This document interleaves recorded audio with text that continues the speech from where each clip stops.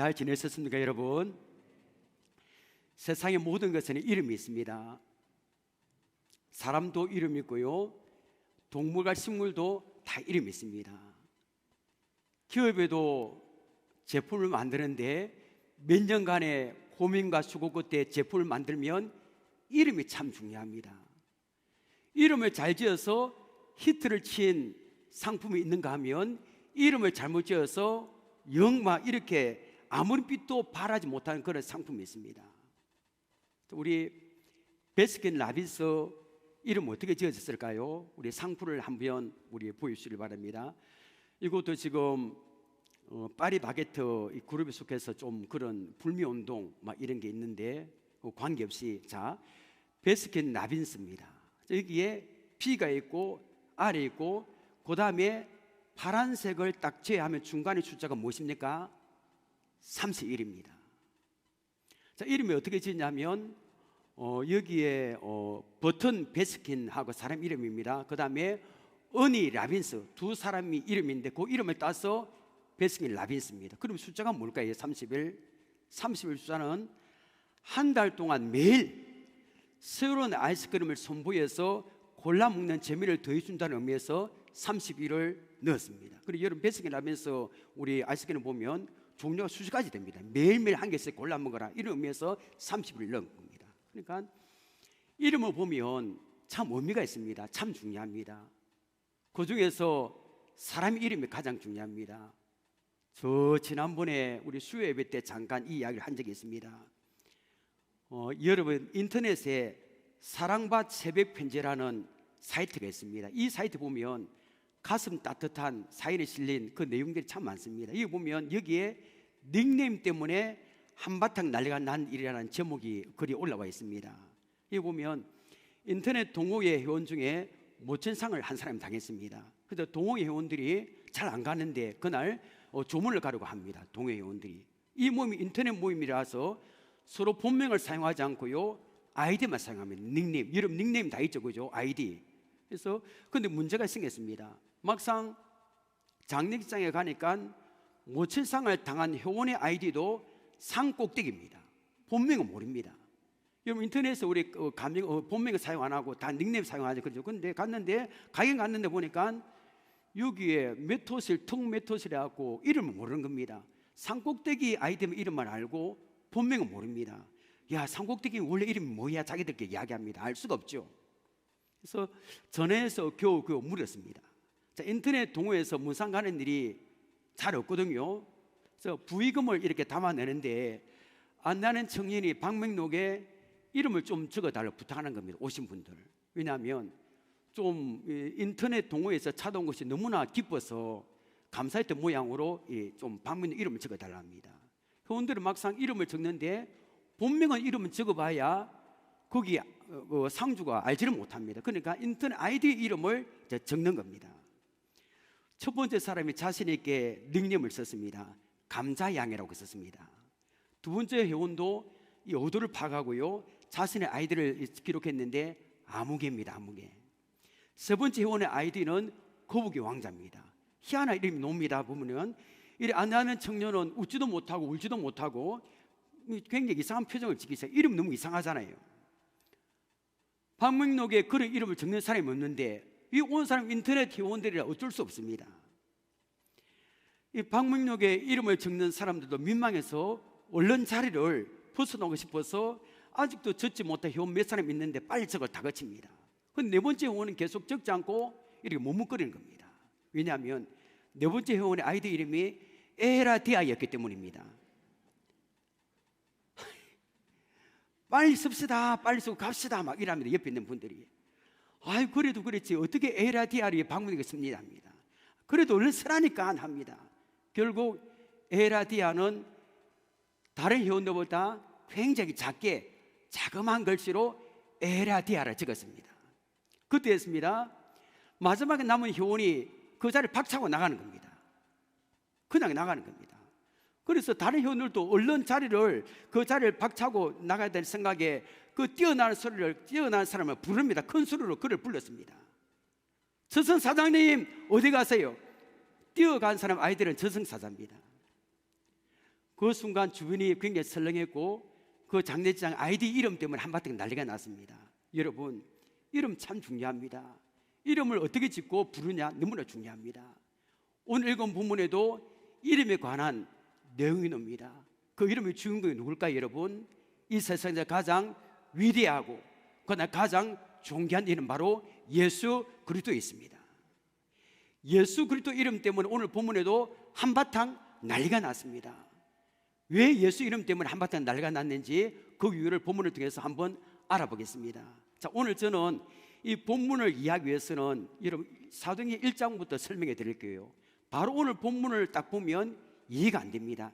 1장부터 3장의 내용을 알아야 오늘 본문을 더 쉽게 이해할 수 있습니다. 자, 예수님은 제자들에게 너희들 예루살렘을 떠나지 말고 하나님께서 약속하신 성령을 받아라 기다려야 하셨습니다. 그리고 예수님은 그 말씀을 하시고 성천하신 겁니다.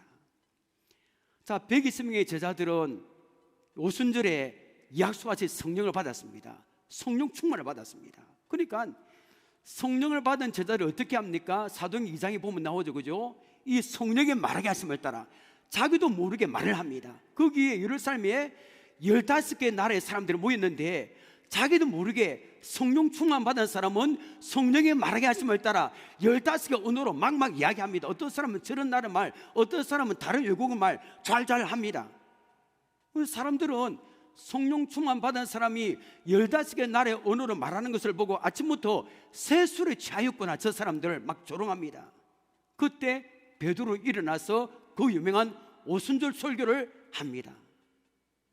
그날 베드로의 설교를 듣고 여러분 세례받은 신도수가 몇 명 됐을까요? 3,000명 됐습니다. 막 초대교회에 수많은 사람들이 세례받고 예수 믿고 몰려오는 겁니다. 그리고 어느 날입니다. 예수님의 제자 베드로와 요한이 기도하기 위해서 성전에 올라갑니다. 오후 3시에 우리 기도 시간입니다. 그때 기도하러 성전에 올라가는데 마침 한 40쯤 나이가 되어 보는 사람이 구걸하는데 성전에 들어가는 사람과 나오는 사람에게 구걸하기 위하여 손을 내밀고 있었습니다. 한 번 주십시오 하고 있습니다. 그 사람은 나면서부터 못 걷게 된 장애인입니다. 그때 성령님이 베드로에게 마음을 감동시킵니다. 저 사람을 고쳐주라. 베드로와 요한은 걸음을 멈췄습니다. 그러니까 나면서부터 못 걷게 된 사람은 자기에게 돈을 줄 줄 알고 베드로와 요한을 많이 쳐다봅니다. 그 순간 베드로는 아주 유명한 말을 했습니다. 자, 사도행전 3장 6절을 봅니다. 베드로가 이르되 은과 금은 내게 없거니와 내게 있는 이것을 내게 주느니 나사렛 예수 그리스도의 이름으로 일어나 걸으라 하고. 놀란 말입니다. 여기 보면 이 베드로는 동전을 줄 줄 알고 뚫어지게 쳐다본 사람에게 은과 금은 나에게 없다. 그런데 나에게 있는 것을 내게 주겠다. 나사렛 예수 이름으로 일어나 걸으라 이렇게 선포했습니다. 그랬더니 40년 동안 한 번도 걸어보지 못한 사람은 다리를 움직이면서 일어서려고 안간힘을 씁니다. 그걸 보고 베드로가 그 사람의 손을 잡고 벌떡 일으켰습니다. 기적이 일어난 겁니다.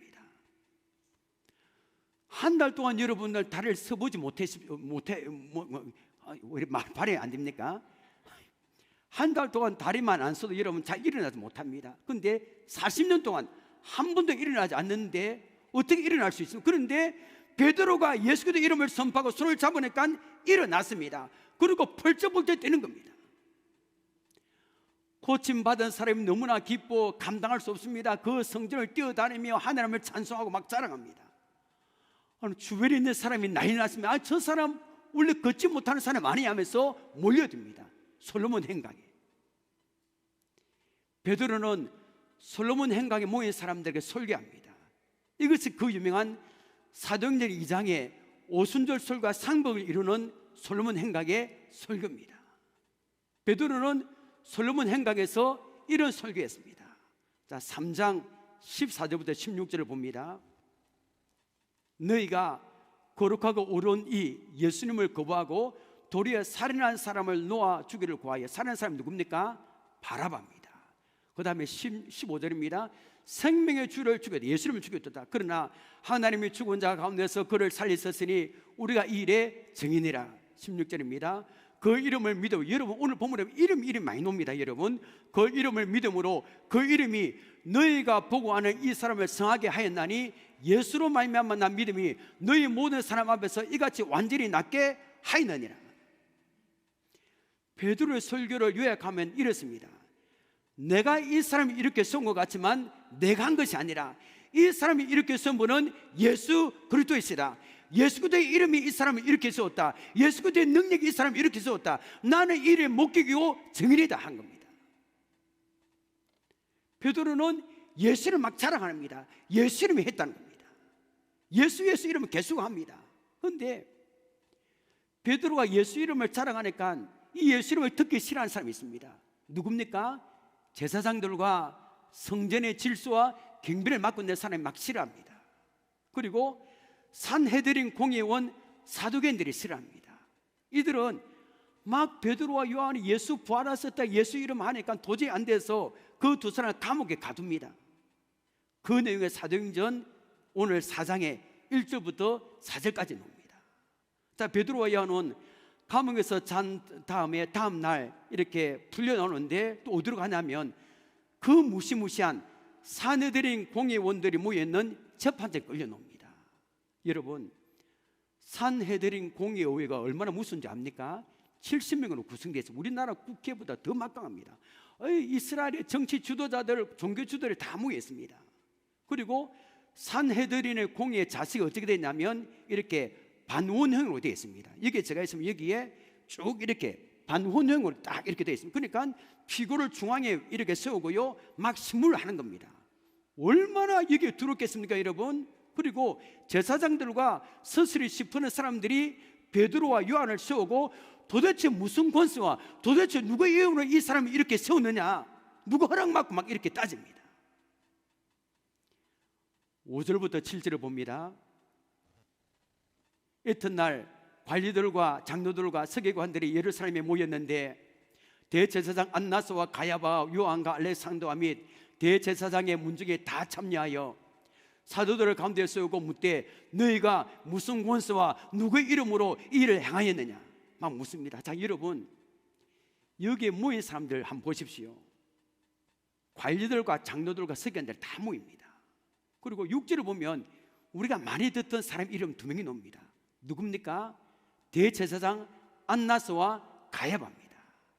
안나스가 누구냐면 예수님의 십자가에 죽이러 재판장으로 끌고 갔던 장본입니다. 퇴임했습니다. 9년 동안 대제사장이 있었습니다. 그 위에도 계속해서 퇴임을 했지만 이 뒤에서 영향력을 행사했습니다. 이 안나스가 원하면 없는 죄도 만들어서 죽입니다. 얼마나 권력이 막강한지. 그리고 이 가야바는 누구냐면 이 안나스의 사이입니다. 그러니까 장인하고 사이하고 다 해먹는 겁니다. 이 안나스 가야바가 몇 년 동안 대제사장 했냐면 18년 동안. 그리고 지금은 산헤드린 공회의 의장입니다. 얼마나 지금 이 70명 얼마나 두려운 존재인지 모릅니다. 그런데 베드로와 요한은 너무나 당당합니다. 아무런 두려움 없습니다. 관리들과 대제사장들이 40년 동안 한 번도 일어나지 못한 사람을 너희들이 도대체 무슨 권세와 누구의 이름을 이렇게 세웠느냐 이렇게 질문합니다. 이 질문에 베드로의 대답 한번 들어볼까요 여러분? 10절을 보십시오. 너희와 모든 이스라엘 백성들은 알라. 너희가 십자가에 못 박고 하나님이 죽은 자 가운데 살리신 그 다음부터 우리 함께 읽겠습니다. 시작. 나사렛 예수 그리스도의 이름으로 이 사람의 건강에 되어 너희 앞에 섰느니라. 아멘 할렐루야입니다. 베드로가 무엇을 대답합니까? 이 걸을 수 있는 40년 된 사람을 예수의 이름으로 이렇게 세웠다는 겁니다. 예수 이름을 자랑, 예수 이름을 계속 자랑합니다. 베드로는 여기서 그치지 않고 또 예수 이름을 전가하고 자랑합니다. 그 유명한 12절 말씀 함께 읽겠습니다. 시작. 다른 이로서는 구원을 받을 수 없나니 천하 사람 중에 구원을 받을 만한 다른 이름을 우리에게 주신 일이 없음이라 하였더라. 여러분 이 말씀 들으면 힘이 납니다. 왜 우리가 전도합니까 여러분? 이 말씀 때문입니다. 왜 우리가 돈을 써가며 욕을 들으며 우리가 전도합니까? 바로 12절 말씀 때문입니다. 왜 선교사들이 직장을 그만두고 여러분 자녀 교육을 포기하고 언어도 통하지 않는 그 미지의 나라 가서 복음 전합니까? 바로 이 말씀 때문입니다. 여러분 왜 우리가 다음 주일과 20일 날 상공상훈 세대를 초청해서 전도합니까? 바로 이 말씀 때문입니다. 이 말씀 때문에. 왜 교회가 이 땅에 존재합니까? 이 말씀 때문입니다. 다른 종교도 구원을 받을 수 있다? 그럼 전도할 필요 없습니다. 왜 전도합니까? 다른 사람을 통해서 구원을 받을 수 있다면 우리는 전도할 필요 없습니다. 여러분 사람들은 전도하보면 참 많은 이야기를 합니다. 예수 믿는 사람은 너무나 독선적이라 합니다. 왜 기독교만 구원이 있는가? 절하고 뭐 천주교처럼 여도 되고 저기도 구원이 있다 말하면 좋지 않은가? 왜 기독교만 있다가 구원받을 수 있는가? 너무나 독선적이다. 다 종교도 구원이 있다 이렇게 말합니다. 일본에는 신들의 수가 800만 있다 합니다. 얼마나 많습니까 여러분? 다른 나라에 가보면 인도 같은 가보면 소를 신으로 섬깁니다. 아마 제가 볼 때 세계 각국의 섬기는 신들을 종합해 보면 1000만이 넘을 겁니다. 신들의 수가. 그들은 자기들이 믿는 신들이 구원할 것이라고 철석까지 믿고 있습니다. 그러나 여러분 예수 이름 외에는 구원이 없는 줄 믿으시길 바랍니다. 예수 이름 외에는 절대로 구원이 없는 겁니다. 기독교가 독선제를 말해도 어쩔 수 없는 겁니다. 하나님은 인류의 역사 외에 예수 이름 외에 구원을 준 일이 없다 했었습니다. 하나님은 한 분이 있습니다. 하나님께 가는 길도 길이요 진리요 생명이신 예수님 한 분밖에 없다는 겁니다. 여러분 이 사실 믿으시길 바랍니다. 이 사실 믿으면 우리는 전도해야 됩니다. 맞잖아요. 예수 이름 외에는 구원이 없습니다. 이 사실을 믿는다면 상공사공을 만나고 전도하고 데려와야 됩니다. 여러분 예수 그리스도의 이름만이 구원받을 수 있다는 사실을 믿을 뿐 아니라 베드로같이 담대하게 선포하시기를 바랍니다. 초대교회 성도들은 예수 그리스도의 이름이 절대적입니다. 모일 때마다 예수 이름을 부르고 찬양합니다. 만나는 사람마다 예수 이름을 전가합니다. 핍박을 받을 때마다 예수 이름을 막 외칩니다. 병자들 예수 이름으로 고칩니다.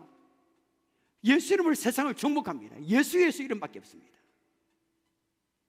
여러분 초대교회 성도들이 왜 예수 그리스도 이름을 선포하고 전개했을까요? 예수 그리스도 이름은 뜻이 무엇입니까 여러분?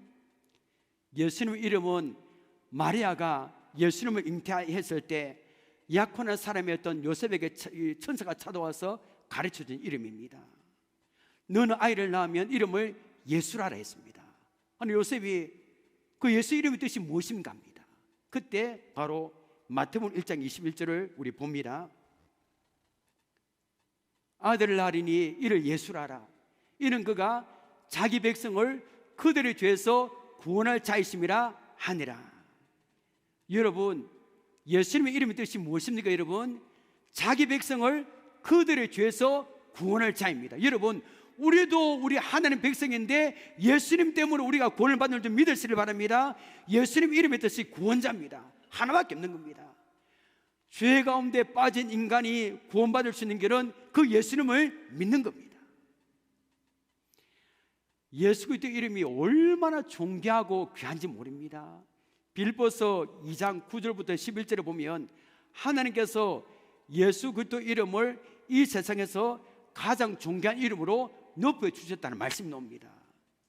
예수님은 이 세상에 오셔서 우리의 죄를 위하여 죽으셔야 하셨습니다. 왜 그렇습니까? 하나님의 명령이기 때문입니다. 예수님은 하나님의 명령대로 십자가에 죽었었습니다. 그런데 하나님은 십자가에 죽은 예수님을 사흘 만에 다시 살아나게 하셨습니다. 그리고 빌립보서 2장 9절에 무엇이라고 하셨을까요? 자 봅니다. 이제 예수 이름을 높입니다. 자 봅니다. 이 이름으로 하나님이 그를 지극히 높여 모든 이름 위에 뛰어난 이름을 주사 하나님이 부활하신 예수 이름을 지극히 높입니다. 이름을. 그럼 모든 이름 위에 뛰어난 이름을 주셨다 했습니다. 자, 그 다음에 10절부터 11절 봅니다. 하늘에 있는 자들과 땅에 있는 자들과 땅 아래에 있는 자들로 모든 무릎을 예수 이름에 꿇게 하시고, 자 여기에 모든 입으로 예수 그리스도를 주라 시인하여 하나님 아버지께 영광을 돌리게 하셨느라.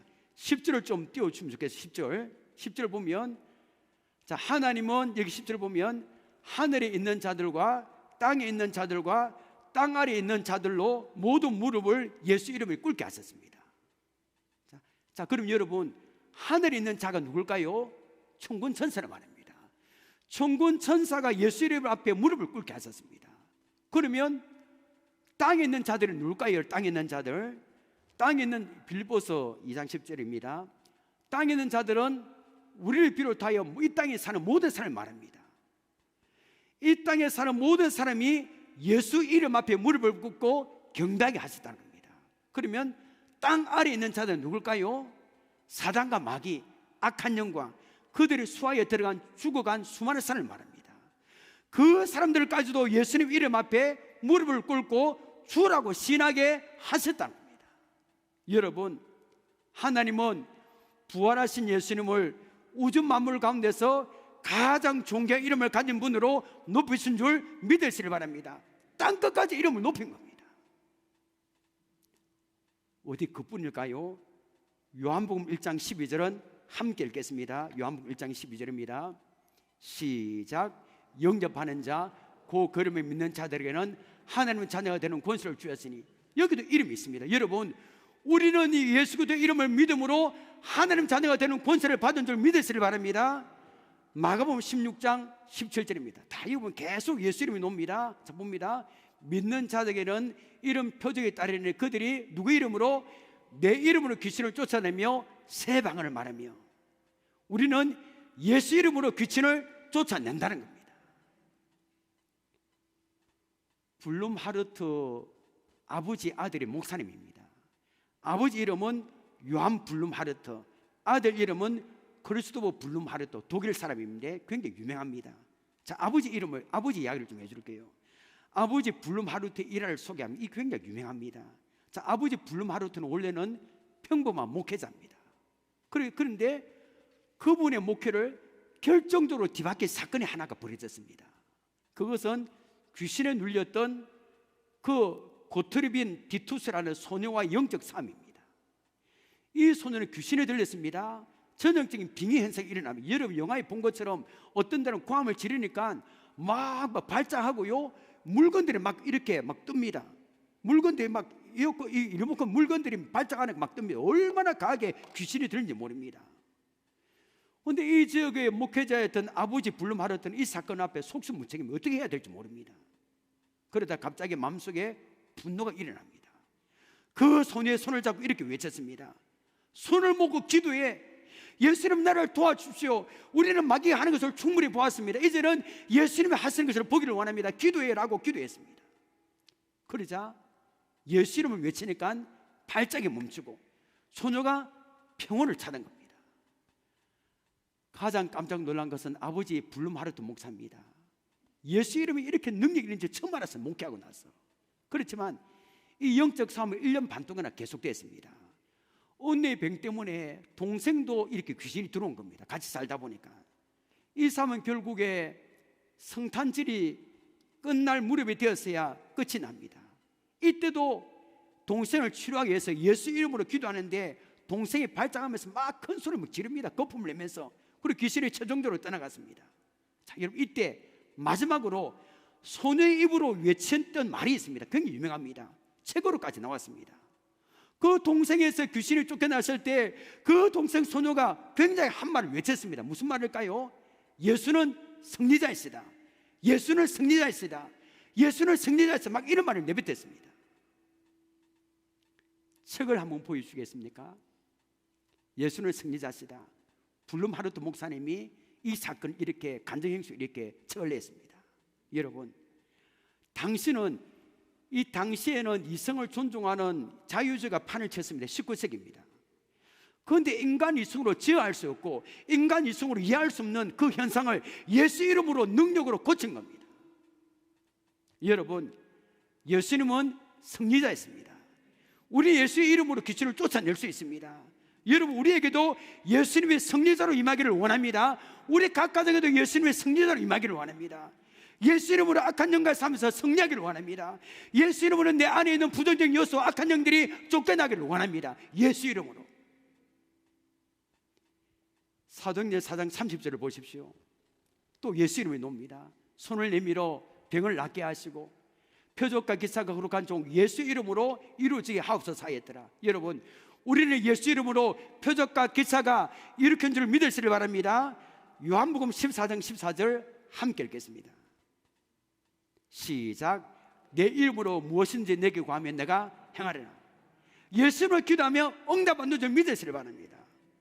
여러분, 우리는 예수 이름을 얼마나 놀랐습니까? 여러분, 예수 이름 때문에 또 우리는 아무리 힘들고 절망스러워도 일을 쏠 수 있습니다. 예수 이름 때문에.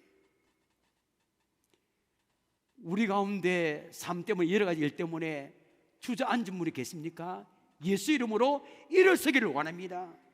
어떤 환경 가운데서도 예수 이름 때문에 감사할 수 있습니다. 예수 이름. 악한 원수 마귀와 공격도 쓰러지지 않습니다. 예수님의 이름으로 절망 가운데 일을 쏠 수 있습니다. 이 사실을 찬양으로 우리 한번 고백해 볼까요? 예수의 이름으로 나는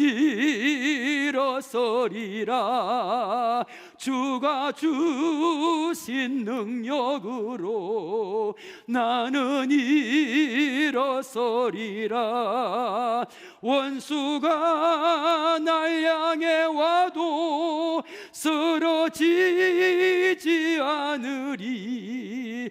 주가 주신 능력으로, 주가 주신 능력으로, 주가 주신 능력으로 다시 한번 고백하며 예수 이름으로, 예수의 이름으로 나는 일어서리라. 주가 주신 능력으로 나는 일어서리라. 원수가 날 향해 와도 쓰러지지 않으리. 주가 주신 능력으로, 주가 주신 능력으로, 주가 주신 능력으로 일어서리. 여러분, 절망 가운데 있는 분들은 예수 이름으로 일어서기를 원합니다.